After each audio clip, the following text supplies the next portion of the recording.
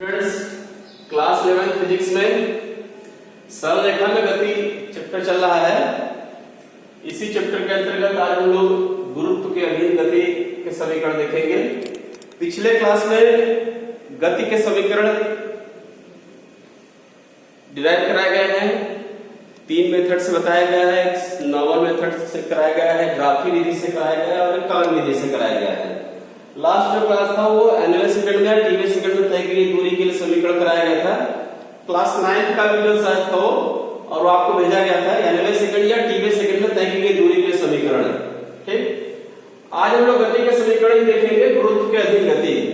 गुरुत्व के अधीन गति क्या होता है? यदि हम किसी वस्तु को मुक्त रूप से ऊंचाई से गिराते हैं, मुक्त रूप से ऊंचाई से गिराते हैं, तो वो वस्तु मुक्त रूप से पृथ्वी की ओर या धरातल की ओर गिरती है। उस स्थिति में वस्तु का जो त्वरण होता है वो एक नियत त्वरण होता है, और वो नियत त्वरण पृथ्वी का गुरुत्वीय त्वरण होता है।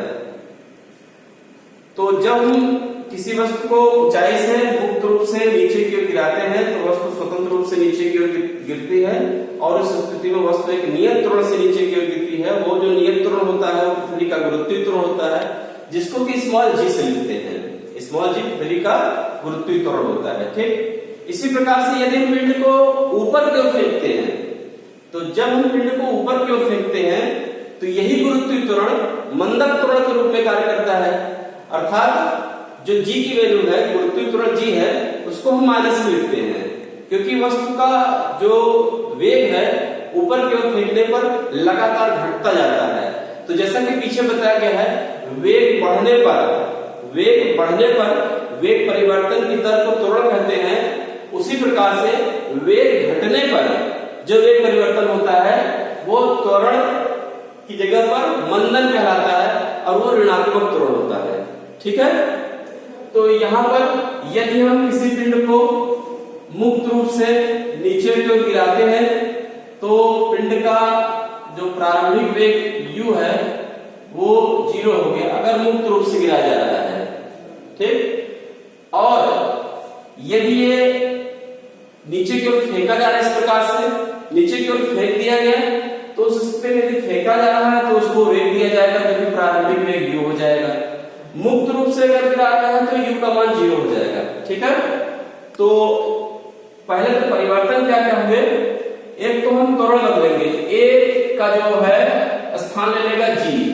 जो त्वरण अभी तक समीकरण लगा रहे थे रेखीय त्वरण था, वो रेखीय त्वरण किस में बदल जाएगा? गुरुत्वीय त्वरण में। एक की जगह क्या लिखेंगे?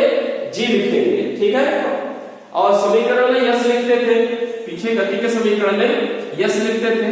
यश जो है ये चेंज हो जाएगा यच में, यश जो है वो चेंज हो जाएगा यच में, अर्थात दूरी जो है वो ऊंचाई में परिवर्तित हो जाएगी, क्योंकि यह वस्तु या तो ऊपर जाएगी या नीचे आएगी। यदि ऊपर जाती है तब भी कितनी ऊंचाई पे हुई, नीचे आ रहे हैं तो कितनी ऊंचाई से नीचे आ रही है, तो जो दूरी हमारा है वो यश की जगह पे यच आ जाएगा। ठीक है, तो यदि कोई पिंड पृथ्वी से यच ऊंचाई ऊपर से u वेग से फेंकी जा रही है और पृथ्वी तक पहुंचते पहुंचते इस वस्तु का वेग v हो जा रहा है, पृथ्वी तक पहुंचते पहुंचते इस वस्तु का वेग v हो जा रहा है, और पृथ्वी का गुरुत्वीय त्वरण g ले लिया जाए। पृथ्वी का गुरुत्वीय त्वरण g है, ऊंचाई h है, ये पिंड को u वेग से नीचे की ओर गिराया जा रहा है, तल तक पहुंचते पहुंचते या तल पर टकराते समय इसका वेग v हो गया है, और पृथ्वी का गुरुत्वीय त्वरण g है। तो उस स्थिति में जो गति के समीकरण हमारे होंगे वो इस प्रकार से हो जाएंगे। गति के समीकरण, ये गति के समीकरण गुरुत्व के अधीन होंगे। गुरुत्व के अधीन जो गति हो रही है उस गति के समीकरण क्या होंगे ये लिख रहे हैं। तो समीकरण में पहला समीकरण हो जाएगा v = u + gt, v = u + gt। जहां a लिखते हैं वहां पर क्या लिखा जाएगा? g।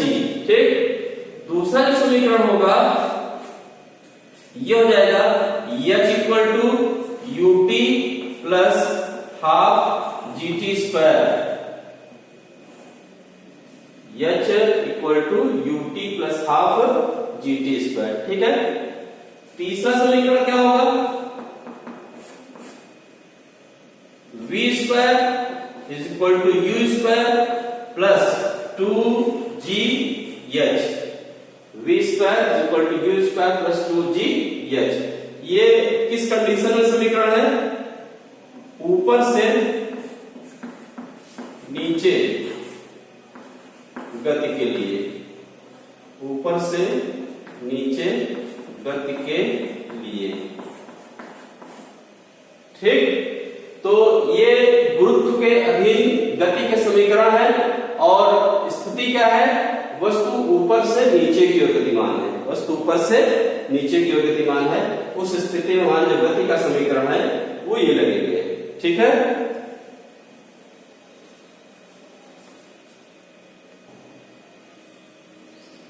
अगली स्थिति देखिए, यदि वस्तु नीचे से ऊपर की ओर गतिमान हो, नीचे से ऊपर का मतलब ये ऊंचाई हो गई और वस्तु को यहां पर u वेग से फेंका जा रहा है ऊपर की ओर, u वेग से फेंका जा रहा है ऊपर की ओर, और ऊपर पहुंचते समय और जहां पर ऊंचाई माने यहां तक ले रहे हैं और यहां पर पहुंचने पर वस्तु का वेग v हो जाता है। यहां तक पहुंचते समय वस्तु का वेग v हो जाता है। तो वस्तु को ऊपर की ओर प्रारंभिक वेग u से फेंका गया है, यह ऊंचाई पर पहुंचने पर वस्तु का वेग v हो जाता है और यहां पर जो गुरुत्वीय त्वरण होगा वो g माइनस में लिया जाएगा। g जो होगा गुरुत्वीय त्वरण ये निगेटिव हो जाएगा, क्योंकि जब वस्तु ऊपर की ओर गति करेगी, नीचे से ऊपर की ओर गति करेगी तो वस्तु का वेग लगातार घटेगा। जब वेग लगातार घटेगा तो घटते हुए परिवर्तन की दर को जो है ऋणात्मक त्वरण से प्रदर्शित करते हैं। तो यहाँ पर एक ही जगह पर माइनस ही लिखा जाएगा। ठीक है, इस स्थिति में गति का समीकरण क्या हो जाएगा? पहला जो समीकरण होगा वो हो जाएगा v equal to u minus gt, v equal to u minus gt। दूसरा समीकरण क्या हो जाएगा? h equal to ut minus half gt square, h equal to ut minus half gt square. और तीसरा समीकरण क्या होगा? v square is equal to u square minus 2gh, v square is equal to u square minus 2gh। ठीक, तो ये गति के समीकरण हुए। किस कंडीशन में लगेंगे? जब वस्तु गुरुत्व के अधीन गति कर रही हो और वस्तु नीचे से ऊपर की ओर गतिमान हो, नीचे से ऊपर की ओर गतिमान हो, तो उस स्थिति में जो गति के समीकरण रहेंगे वो ये कार्य करेंगे। ठीक है,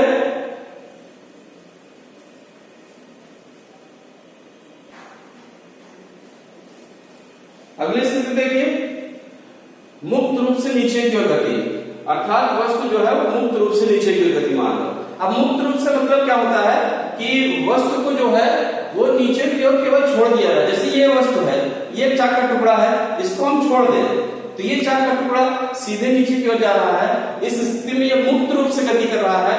इसको नीचे की ओर फेंकते समय हम कोई वेग नहीं दे रहे हैं। जैसे हम इसको छोड़े, स्वतंत्र किए, वैसे ही नीचे की ओर गति करने लगी। तो इस स्थिति में इसका जो प्रारंभिक वेग है वो 0 है। जैसे यहां से मान लीजिए वस्तु को ड्रॉप किया जा रहा है, छोड़ा जा रहा है u इक्वल टू 0 पर, u इक्वल टू 0 पर, और ये h तय करके लास्ट में तब तक पहुंचते पहुंचते ये v वेग प्राप्त कर लेती है। तब तक पहुंचते पहुंचते ये v वेग प्राप्त कर लेती है। अब चूंकि नीचे की ओर आ रही है तो गुरुत्वीय त्वरण g का मान धनात्मक ही रहेगा, u लिया जाएगा, ये g लिया जाएगा धनात्मक चिन्ह के साथ।